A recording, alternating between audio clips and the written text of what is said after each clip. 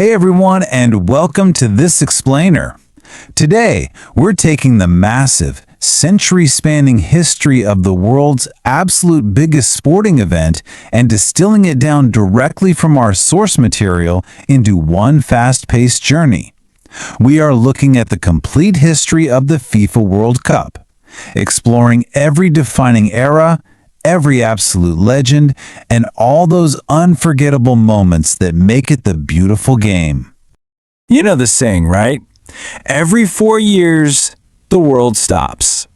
It is honestly so true. Football isn't just a sport. It's this universal language that unites literally billions of us across cultures and generations. And today, we're going to see exactly how this tournament grew from a really small, travel-restricted experiment into the massive global spectacle that completely commands our attention. Okay, let's dive into this. To make sense of this huge, action-packed narrative, we've broken it down into 4 historical epochs. First, the birth of international football. 2. The era of legends. 3. The modern football era. And 4. Records and lasting legacy.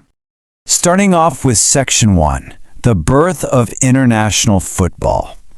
To really understand the World Cup, we've got to start exactly where the modern game was born. It's kind of wild to think about, but the modern game was officially codified way back in 1863 in England.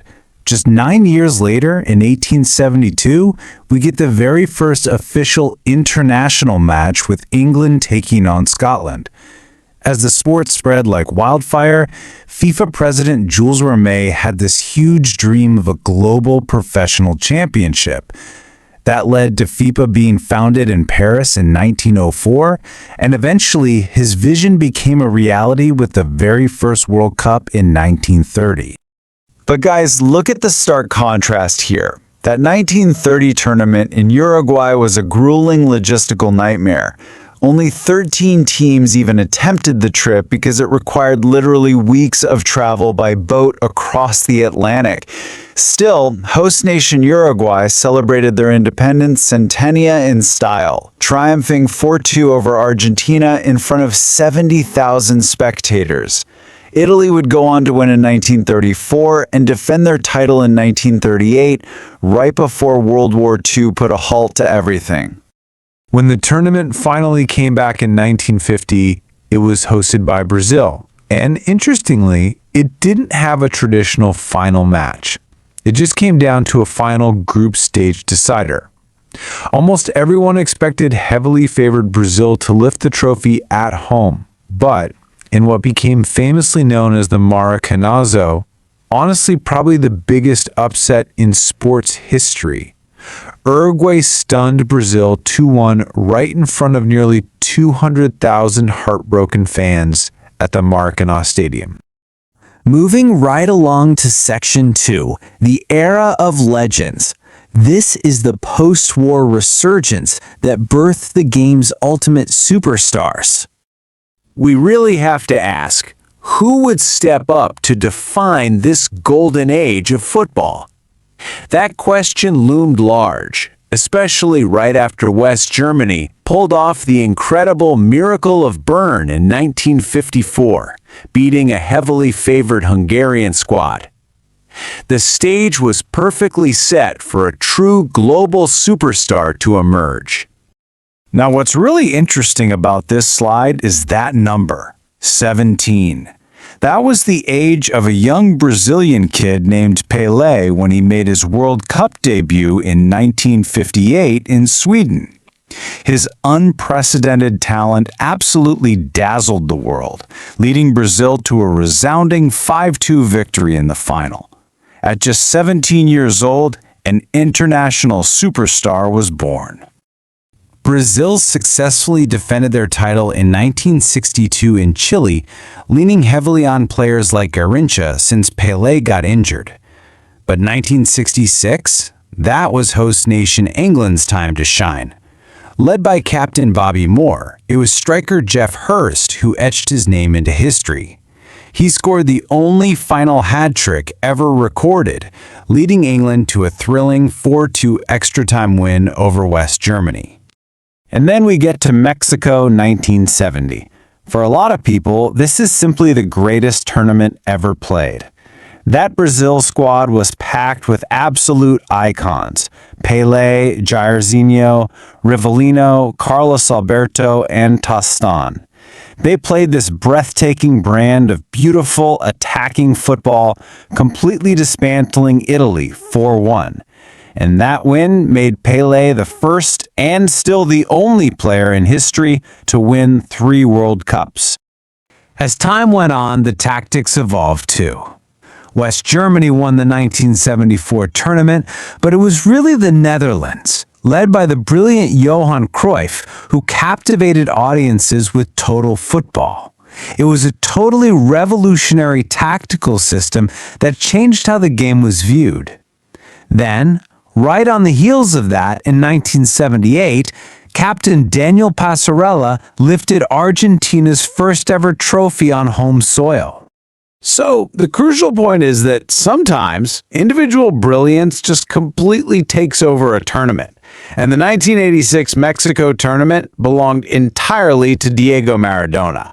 In that infamous quarterfinal against England, he scored 2 of the most talked about goals ever. First, the highly controversial Hand of God, followed by a dribbling masterpiece that was later voted the goal of the century. He practically carried Argentina to a 3-2 final victory over West Germany. Next up, Section 3, the modern football era. This is where the tournament explodes into a highly commercialized global juggernaut. Let's move to and see how this builds over the years. Following West Germany's 1990 win, the 1994 USA tournament gave us the first ever shootout final, where Brazil edged out Italy. In '98, Zinedine Zidane led host France to glory as the field expanded to 32 teams. 2002 saw Ronaldo top scoring for Brazil in the very first joint hosted event in South Korea and Japan. Fast forward past Italy's dramatic 2006 penalty win featuring Zidane's shocking red card, and we get Andres Iniesta's unforgettable extra-time winner for Spain in 2010 in South Africa, our very first African host nation. But we have to pause at 2014 because the football world literally stopped in sheer disbelief. Germany completely stunned host nation Brazil with a devastating 7-1 victory in the semifinals. It remains one of the sport's most shocking matches ever.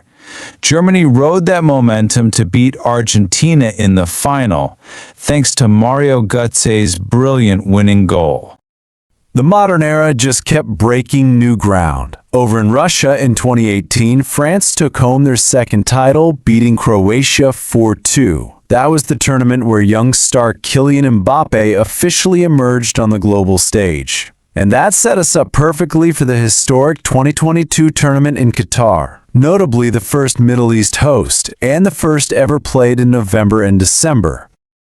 The culmination of Qatar 2022 is widely considered the greatest final ever played. It was absolutely mesmerizing. You had Lionel Messi and a hat-trick scoring Kylian Mbappé just trading blows in this thrilling 3-3 draw.